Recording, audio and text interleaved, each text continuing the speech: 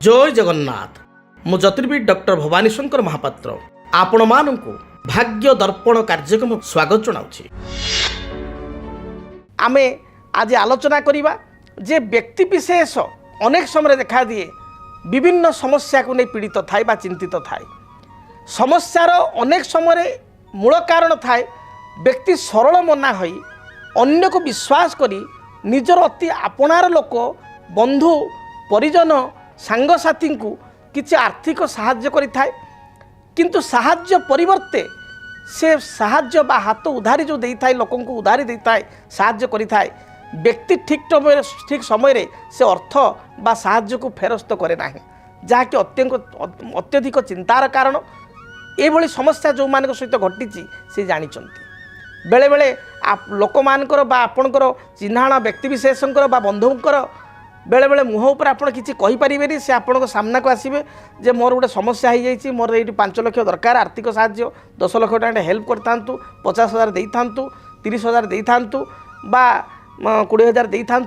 5 लाख दे था बा झील बाहागर करी किसी पैसा दे था जेहेतु सी आपणकर संपर्क बंधु बांधव चिन्हा जना बा आप गोटे सरल विश्वासी लोक हो गोटे रिलेसन दृष्टि आपड़ किसी मानविकता दृष्टि साहाय्य कले 5 लाख 2 लाख 3 लाख किसी भी अर्थ आप प्रदान कले, किंतु देखा जाए से व्यक्ति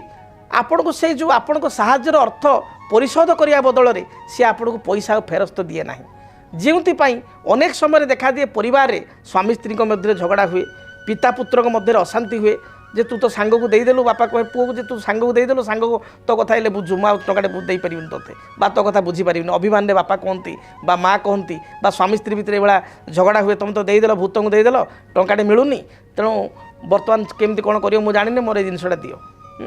तो बेले बेले व्यक्ति विशेष साहाय्य करने को जाई निज घरे निंदित हुए, बकिया अर्थ राशि जहाँ साहाय्य करिथाए ता पाई पारे नाही, उधार दे साहाय्य करने को जाई से लोकर तो काम हो जाए से लोक तो अर्थ नहीं तार कामटी कर दिए, किंतु से कृतज्ञ होगा बदल में परवर्ती समय कृतज्ञ हुए लुचि जाए, फोन कले भी से उठे ना, फोन कले से फोन पिकअप करे बा फोन उठाए ना, देखिले लुचिला भली पड़े जाए ये भली स्थिति मध्य हुए। तेबे जदि आपण कौन व्यक्ति विशेष को आर्थिक साहाय्य करिसंती बा कौन द्रव्य ताकू देइसंती से आपण को से द्रव्य कमिटमेंट हिसाब से रिटर्न करिया कथा मात्र रिटर्न करू नाही, सेतले मुंड बिंधार कारण हुए। कौन आपण प्रतिकार करेंगे केउ अचूक प्रतिकार द्वारा से व्यक्ति धीरे धीरे आपण को अर्थ पैठ करदेव। देखंतु अर्थ पैठ करने ज्योतिष शास्त्र अनुसार 2टी तिथि रही, अष्टमी तिथि एवं नवमी तिथि। ये 2टी तिथि रे आपण देइथिबा अर्थ फेरस्त पाई ये 2टी तिथि होची सबुठार सुवर्ण सुजोग। ये 2टी तिथि शुक्ल पक्षर विशेष करी शुक्ल पक्ष अष्टमी एवं नवमी तिथि रे आपण गोटे काम करेंगे गौरी शंकर अर्थात माँ गौरी बा सती एवं शिवंकर आपण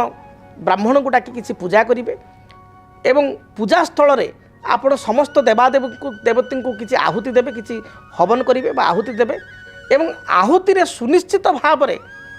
माँ गौरी एवं शिव को प्रार्थना करी अंबिका बा शिव को प्रार्थना करी हे माँ अंबिका हे माँ गौरी हे प्रभु भोलानाथ मु आपण को भली भोला अवस्था बा सरल अवस्था मु साहाय्य करिछि किंतु अर्थ फेरस्त पाऊ नाही, दयाकोरी अमुक लोक जो मोर अर्थ नहीं से अर्थ मत भल भल दे दो। यह चिंता करी श्वेत तिल तिल 2 प्रकार, गोटे हूँ कला राशि आ गोटे हूँ धला राशि। श्वेत तिल रे आपण से यज्ञ बा हवन रे आपण से गोत्र ना कही से गौरी शंकर पाइका आपण आहुति देवे, देखिए सुनिश्चित भाव में ये प्रक्रिया द्वारा आपणकर बकिया अर्थ राशि फेरस्त मिलिबो। ये कार्य को आप निश्चय करेंगे। यह सहित आपण आउ एक प्रतिकार करें कौन सी मंगलवार दिन आपण गोटे भोजपत्र नेबे, से भोजपत्र आप नेबे, भोजपत्र मार्केट पूजा दुकान में मिले कदली पत्र भाया टी पतला एवं लंबा पत्र बहुत आहरी पतला कदली पत्र ठू भोजपत्र आ भोजपत्र रे लाल साही रे बा लाल काली रे किंबा रक्त चंदन घरिकी रक्त चंदन ये आपण कौन करेंगे डालिंब काठी साहाय्य जो आपणकर निजर नाम निजर गोत्र आपण ना आपण गोत्र आपण बापा ना गोटे साइड लिखिए एवं जो लोक अर्थ आपण नहीं तार गोत्र यदि जानी भल कथा, जदि गोत्र ଜାଣିଛନ୍ତି ଗୋତ୍ର ଲେଖିବେ, ଗୋତ୍ର ଜାଣିନାହାନ୍ତି କେବଳ ତା ନାଁଟି ଲେଖିବେ ଏବଂ ତାକୁ ଟିକେ ଶୁଖିଯିବା ପରେ ସାହିଟି ବା ଆପଣଙ୍କର ଡାଳିମ୍ବ କାଠି ସାହାଯ୍ୟରେ ଯେଉଁ ଆପଣ ଲେଖିଥିବେ ରକ୍ତଚନ୍ଦନଟି ଶୁଖିଯିବା ପରେ ଆପଣ ଅଶ୍ୱସ୍ଥ ବୃକ୍ଷ ମୂଳକୁ ଯାଇ ଗୋଟିଏ ଗାତ କରି ସେଇ ଭୋଜପତ୍ରଟିକୁ ଗାତରେ ପୋତିଦେବେ, ମାଟି ଭଲ ଭାବରେ ଆପଣଙ୍କର ମିଶାଇ ଦେବେ ଏବଂ ସେଇ ବଟ ଆପଣଙ୍କର ଯେଉଁ ଅଶ୍ୱସ୍ଥ ବୃକ୍ଷ ମୂଳରେ ଆପଣ ପିପଳ ଗଛ ବା ଅଶ୍ୱସ୍ଥ ବୃକ୍ଷ ମୂଳରେ ଶନି ମହାରାଜକୁ ପ୍ରାର୍ଥନା କରିବେ, ହେ ପ୍ରଭୁ ଆପଣ କର୍ମକାରକ, ମୁଁ ଧର୍ମକୁ ସାକ୍ଷୀ କରି ବିଶ୍ୱାସ କରି ଅର୍ଥ ଦେଇଥିଲି, ସେ ଲୋକ ଯେମିତି ମୋତେ ଅର୍ଥ ଦେଇଦେଉ। ଏହା ଚିନ୍ତା କରି ଏକମୁହାଁ ହୋଇ ଆପଣ ଘରକୁ ଆସିବେ, ପଛକୁ ଅନେଇବେ ନାହିଁ। ଦେଖିବେ ସୁନିଶ୍ଚିତ ଭାବରେ ସେ ବ୍ୟକ୍ତି ଯେଉଁ ଅର୍ଥ ନେଇଥିବ 21 ଦିନରୁ ଆପଣଙ୍କର 40 ଦିନ ମଧ୍ୟରେ ସେ ନିଶ୍ଚୟ ଆପଣଙ୍କୁ ଅର୍ଥ ଦେଇଦେବ। ଯଦି ଆପଣଙ୍କ ପ୍ରକୃତର ପ୍ରାପ୍ତି ଯୋଗ ଥିବ ବା ଆପଣ ପ୍ରକୃତରେ ଦେଇଥିବେ ବା ତାକୁ କିଛି ଆପଣ କଟୁ କଥା କହିନଥିବେ, ଭଲରେ ଅର୍ଥ ମାଗୁଛନ୍ତି ମାତ୍ର ସେ ଦେଉନାହିଁ, ନିଶ୍ଚିତ ଭାବରେ ସେ ଆପଣଙ୍କୁ ବକେୟା ଅର୍ଥ ଫେରସ୍ତ କରିଦେବ। ଏହା ଏକ ଅଚୁକ ଉପାୟ, ଏହି ଉପାୟକୁ କରନ୍ତୁ। ଏବଂ ଆଉ ଏକ ସାଧାରଣ ଉପାୟ କରନ୍ତୁ, ପ୍ରତ୍ୟେକ ଶନିବାର ଦିନ ଆପଣ ଭିକାରୀଙ୍କୁ ବା ବିକଳାଙ୍ଗ ବ୍ୟକ୍ତିଙ୍କୁ କିଛି ରେଜା କଏନ୍, ଆଜିକାଲି କଏନ୍ 5 ଟଙ୍କା ବି ଆସୁଛି, 20 ଟଙ୍କା କଏନ୍ ବି ଅଛି, 10 ଟଙ୍କା ବି କଏନ୍ ଅଛି, ତେଣୁ ଟିକେ ତା ମନ ସନ୍ତୋଷ ହେଲା ଭଳି 10 ଟଙ୍କିଆ ବା 20 ଟଙ୍କା କଏନ୍ ଜଣେ 2 ଜଣ 3 ଜଣ ଭିକାରୀଙ୍କୁ ଯେତିକି ଆପଣ ଶକ୍ତି ସାମର୍ଥ୍ୟ ଯେତେବେଳକୁ ଦେଇପାରିବେ, ନିଶ୍ଚୟ 10 ଟଙ୍କିଆ 5 ଟଙ୍କିଆ ବା 20 ଟଙ୍କା କଏନ୍, ବିଶେଷ କରି ତାକୁ ଟିକେ ଖୁସି ଲାଗିଲା ଭଳିଆ 10 ଟଙ୍କା ବା 20 ଟଙ୍କା କଏନ୍ ତାକୁ ଆପଣ ଦାନ କରନ୍ତୁ। କ୍ରମାଗତ ଭାବରେ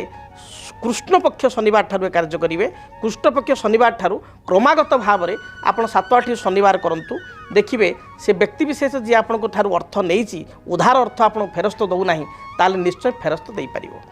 ଆଶା କରୁଛି ସରଳ ପ୍ରତିକାର କରନ୍ତୁ ଏବଂ ଆପଣଙ୍କ ଜୀବନରେ ଯେଉଁ ସମସ୍ୟା ରହିଛି ସମସ୍ୟାର ସମାଧାନ ପାଆନ୍ତୁ। ଯଦି ଆପଣଙ୍କ ଜୀବନରେ ବ୍ୟକ୍ତିଗତ ପାରିବାରିକ ସମସ୍ୟା, କର୍ମକ୍ଷେତ୍ର ନିଯୁକ୍ତି, ବୈବାହିକ ସମସ୍ୟା, ବାସ୍ତୁଦୋଷ ଏବଂ ମାଲି ମକଦ୍ଦମା ଆଦି ସମସ୍ୟା ଥାଏ, ତାହେଲେ ସମସ୍ୟାର ସମାଧାନ ଓ ପରାମର୍ଶ ପାଇଁ ଆମକୁ ଯୋଗାଯୋଗ କରନ୍ତୁ। ଜ୍ୟୋତିର୍ବିଦ doctor Bhabani Shankar Mahapatra, Budheswari colony, plot number 26, Bhubaneswar. Phone number 9776833302 9439444924। ଆମର ୱେବସାଇଟ୍ www.srijagannathastro.com। କେମିତି କଟିବ 2026 ମସିହାରେ ଆପଣଙ୍କ ଭାଗ୍ୟ? କେଉଁ ରାଶିରେ ରହିବ ସମସ୍ୟା ଆଉ କିଏ ହେବେ ଲାଭବାନ? କେମିତି ରହିବ ମେଷଠାରୁ ମୀନରାଶି ପର୍ଯ୍ୟନ୍ତ ଭାଗ୍ୟଫଳ? ଜାଣିବା ପାଇଁ ଦେଖନ୍ତୁ ଆମ କାର୍ଯ୍ୟକ୍ରମ 2026 ଭାଗ୍ୟଫଳ। 2026 ମସିହାର ଆପଣଙ୍କ ରାଶିର ସମ୍ପୂର୍ଣ୍ଣ ଭାଗ୍ୟଫଳ ଜାଣିବା ପାଇଁ ଚ୍ୟାନେଲକୁ ସବସ୍କ୍ରାଇବ୍ କରନ୍ତୁ, ବେଲ୍ ବଟନକୁ ଅନ୍ କରନ୍ତୁ। ଦେଖନ୍ତୁ DTV ଓଡ଼ିଆ। DTV ଓଡ଼ିଆ ଦେଖିବା ପାଇଁ ସବସ୍କ୍ରାଇବ୍ କରନ୍ତୁ ଏବଂ ବେଲ୍ ଆଇକନ୍କୁ ମଧ୍ୟ ଦବାଇ ଦିଅନ୍ତୁ।